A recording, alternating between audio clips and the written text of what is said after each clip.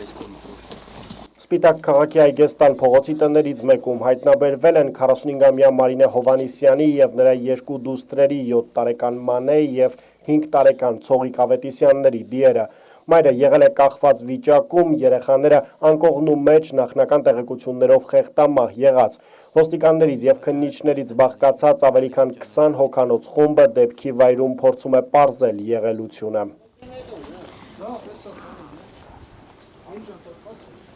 Մարինե Հովհաննիսյանը իր երկու երեխաների հետ Սպիտակ տեղափոխվել է 1 տարի առաջ Հարթագյուղ համայնքից։ Սպիտակում բնակվում էին վարձով։ Կինը Հարթագյուղի դպրոցում քիմիայի ուսուցչուհի էր։ Հարևանությամբ ապրողների խոսքով այսօր տարօրինակ ձայներ չեն լսել, քանի որ ընտանիքը ընդամենը 1 տարի էր ապրում այս հասցեում, առանձնապես շփում չեն ունեցել։ Ընտանիքի հետ կապված տարօրինակ ոչինչ չեն նկատել։ Չգիտեմ, ցավը տանեմ, որ ասենք շփում չենք ունեցել, չգիտեմ։ Ես ստե հել եմ շնորհքով։ Ոստիկանության տեղեկությամբ կինը ամուսնալուծված է, այժմ Սպիտակի քննչական բաժնում հարուցվում է քրեական գործ երկու երեխաների սպանության և կնոջը ինքնասպանության հասցնելու փաստով։ Ճշտվում է նաև տեղեկությունը, թե 45-ամյա կնոջ մայրը նույնպես տարիներ առաջ իր կյանքին վերջ է տվել կախվելու միջոցով։ Զորու մարզային քննչական վարչության պետը ժամին ասաց, որ նախնական վարկածներ դեռևս չկան, հայտնի է միայն, որ կինը գրանցված է հոգենյարդաբանական դիսպանսերում։